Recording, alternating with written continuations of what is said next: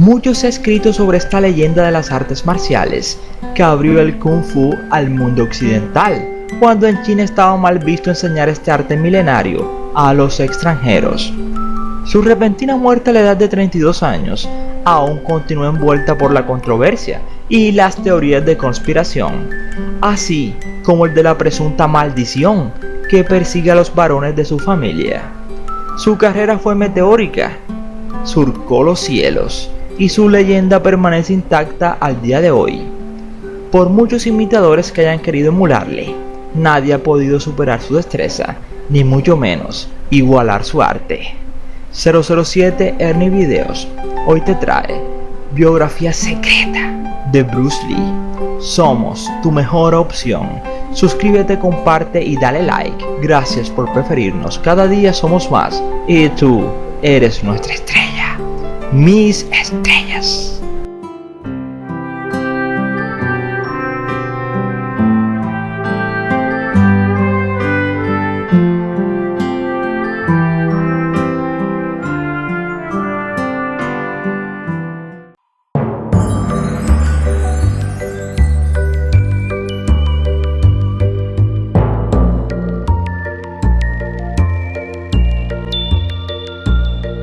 Su historia comienza un 27 de noviembre del año 1940, el año chino del dragón, en un hospital de San Francisco, ciudad en la que su padre era actor y que estaba de gira con la troupe de la ópera china cantonesa. La madre Grace Hu, de ascendencia chino-alemana, era una mujer muy católica y también supersticiosa, que decidió darle a su tercer hijo el nombre de Li Yun-fan, que significa protector de San Francisco, pero acabaron llamándole Pequeño Fénix, un nombre femenino en chino. Esta decisión se debe al temor que tenían sus padres de que existiera una maldición sobre los hijos varones de la familia.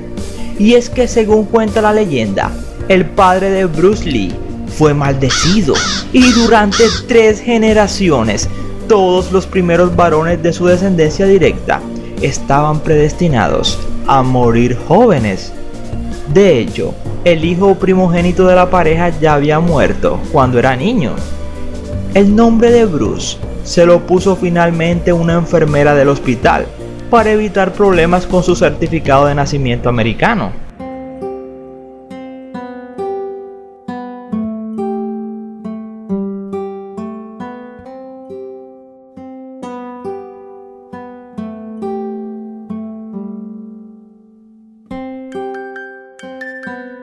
Su infancia y adolescencia transcurrió en Hong Kong, donde Bruce empezó a entablar contacto con el cine y con apenas 2 meses debutó en un filme titulado Lágrimas de San Francisco. Sin embargo, no fue sino hasta los 6 años de edad cuando entró en el mundo del celuloide de manera profesional en la película El nacimiento de la humanidad, un melodrama de los que estaban muy de moda en aquella época y en el que dejó patente su carisma y personalidad. Bruce era un niño muy inquieto y muy expresivo. En algunas escenas ya mostraba su gesto característico de tocarse la nariz con los dedos. Posteriormente, rodó otras 13 películas con su nombre artístico, Li Xiu Long, que significa pequeño dragón que lo orientan al estrellato.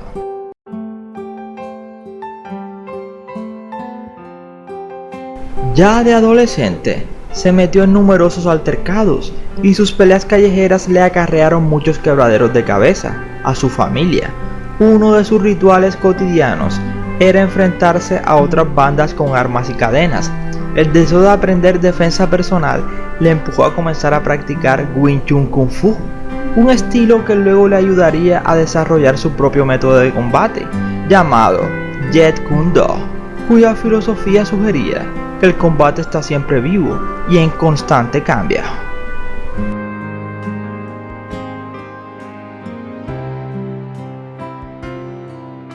Con 18 años, su padre decidió que volviera a Estados Unidos para reclamar la nacionalidad y alejarlo de las triadas, que son bandas de mafia chinas. Fue en el país de las oportunidades donde logró perfeccionar sus habilidades. Se instaló en Seattle en el año 1961 y empezó los estudios de filosofía en la universidad, especialmente atraído por el taoísmo. 3 años después abandonó la carrera para abrir su propio gimnasio y dedicarse en exclusiva a su entrenamiento personal y dar clases de Kung Fu a todo aquel que quisiera aprender. Eso sí, siempre con la condición de que el corazón del cliente fuese puro, muy puro.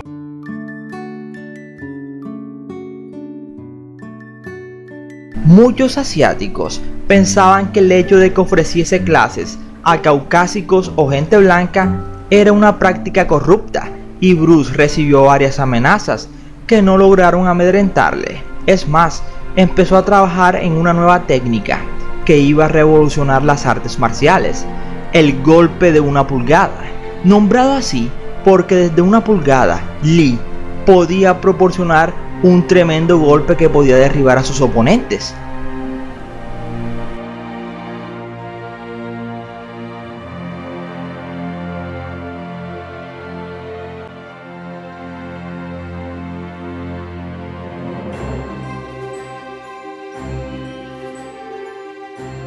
Su fama como experto en artes marciales le entreabrió las puertas de Hollywood, aunque la meca del cine nunca se lo puso fácil por sus prejuicios raciales. En el año de 1966 logró el papel de Kato en la serie de televisión El Avispón Verde, un superhéroe ataviado con traje verde y máscara, que era un experto luchador. La serie le dio popularidad, pero no pasó de la primera temporada. Fue un fracaso. Sus trabajos en el cine se ceñían prácticamente a apariciones ocasionales en series y en alguna que otra película sin grandes pretensiones. No obstante, su mayor decepción vino cuando fue rechazado para el papel de protagonista en la serie Kung Fu, por ser demasiado chino. El elegido fue David Carradine, que se hizo célebre por su trabajo como pequeño saltamontes.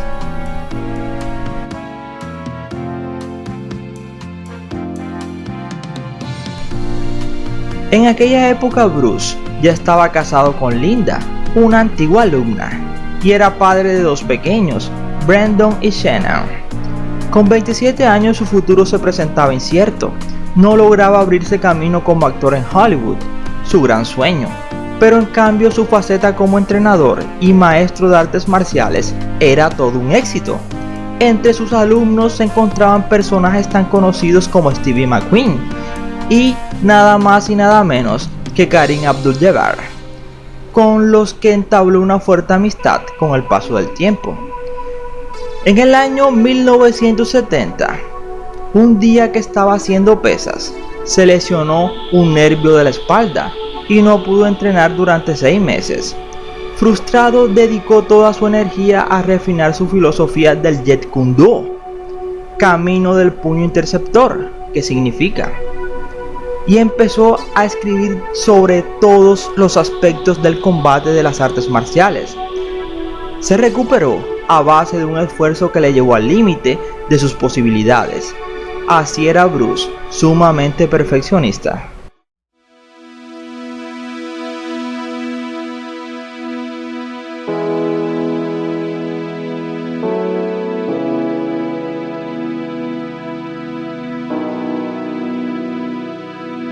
El año 1971 fue clave en la vida de Lee.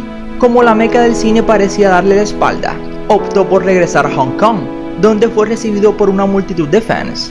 Raymond Chow, un conocido productor, le dio la oportunidad de firmar un contrato para protagonizar una serie de películas, las cuales fueron Karate a Muerte en Bangkok en el año 1971 y Furia Oriental en el año 1972, en la que introdujo los famosos nunchaku o chacos, como son conocidos popularmente en Latinoamérica, que son un arma formada por 2 palos muy cortos, unidos en sus extremos por una cuerda o cadena.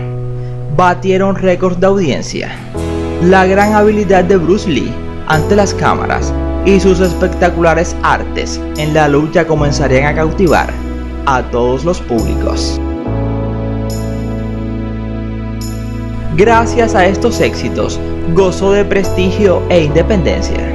En su siguiente filme, El Furor del Dragón, del año 72, se encargó de la dirección y del guión, por eso es considerada como una película más personal. Llegado a este punto, Hollywood no podía permanecer indiferente al inesperado filón asiático y Warner le propuso un proyecto que supondría su lanzamiento a nivel mundial, Operación Dragón, considerada su obra cumbre. La película se rodó a comienzos del año 73 y convirtió al pequeño dragón en un verdadero fenómeno de masas. Por aquel entonces, el actor estaba muy en forma y trabajaba realmente duro para perfeccionar sus habilidades.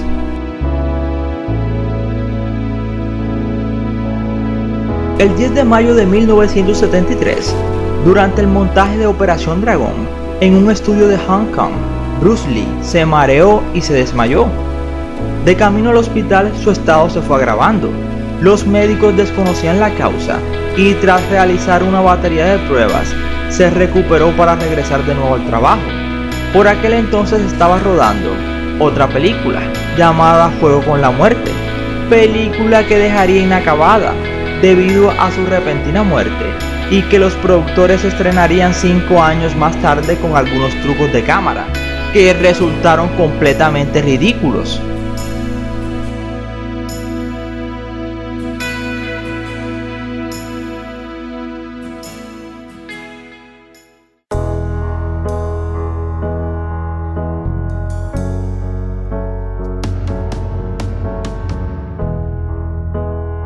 El 20 de julio del año 1973, Bruce estaba en la casa de la actriz taiwanesa Betty Ting Pei, comentando el guión cuando de repente sintió un fuerte dolor de cabeza, por lo que Betty le dio un analgésico, concretamente Aquagesic. Bruce decidió acostarse un rato a ver si se le pasaba el malestar, pero ya no despertaría jamás. Su muerte dejó consternada a su familia y a sus miles de seguidores, que no podían entender cómo un hombre tan sano y fuerte podía haber fallecido de esa manera. La leyenda tomó mayores dimensiones cuando Ting Pei negó categóricamente que Lee hubiera muerto en su casa, y la policía empezó a recibir extraños paquetes vacíos con la inscripción Betty Ting. La gente empezó a especular y corrían los rumores de que su muerte no había sido accidental. Algunos se preguntaban, ¿lo habrán asesinado? Otros se decantaban por la idea de que se hubiera convertido en el objeto vengativo de las bandas de Hong Kong, o que hubiera muerto por una maldición que le habían impuesto los maestros asiáticos de artes marciales, aún enfadados por haber revelado los secretos de la técnica a los occidentales. También se habló de una sobredosis de drogas. Finalmente la autopsia reveló que la causa de su muerte fue un edema cerebral causado por una reacción alérgica a la pastilla que le dio la actriz.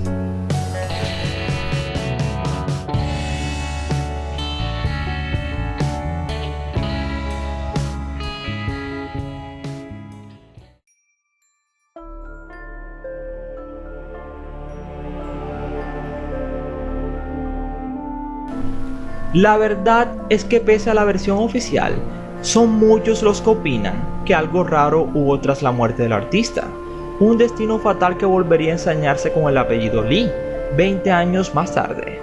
Su hijo Brendan, que practicó artes marciales desde que empezó a andar, se había hecho un nombre en la meca del cine tras participar en una serie de filmes modestos. Con 28 años iba a dar el salto al estrellato con el tráiler sobrenatural El Cuervo, en el que interpretaba a un hombre que volvía de la muerte para vengarse. El 31 de marzo de 1993 moría en el rodaje por una bala calibre .44 que debía ser de fogueo. Bueno, debía ser de fogueo. La versión oficial que ofreció la policía tras la investigación fue algo rocambolesca. Resulta que en el cañón de la pistola se había atascado una punta de una bala de verdad, utilizada para rodar primeros planos. Cuando se cargaron las de fogueo, una de ellas empujó la punta verdadera, que fue la que atravesó el cuerpo de Lee. Nuevamente, las teorías conspirativas salieron a flote. ¿Pero qué clase de utilero tienen en ese estudio? Que no se da cuenta que hay una bala metida dentro de un arma y que esa arma será utilizada para dispararle a la estrella de la película. Las extrañas circunstancias que rodearon su muerte alimentaron aún más el mito de la maldición. La verdad es que muchas son las similitudes entre las muertes de padre e hijo. En el cuerpo, el personaje de Brandon Lee volvía de la muerte. En la película Juego con la Muerte, Bruce Lee se hacía pasar por muerto.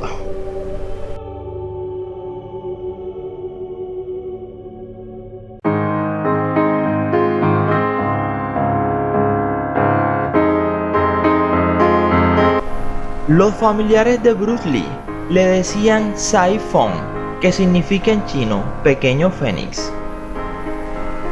Bruce Lee solo perdió una sola pelea en toda su vida, cuando tenía tan solo 13 años. Bruce era bailarín y boxeador.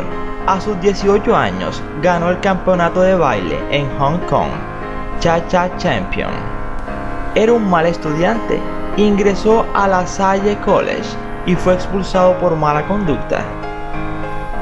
Bruce Lee era tan rápido que necesitaban que rodara sus escenas a 32 frames por segundo, en lugar de los 24 habituales. Bruce Lee fue campeón de Kung Fu y creador de Jeet Kune Do, técnica que utiliza Jackie Chan.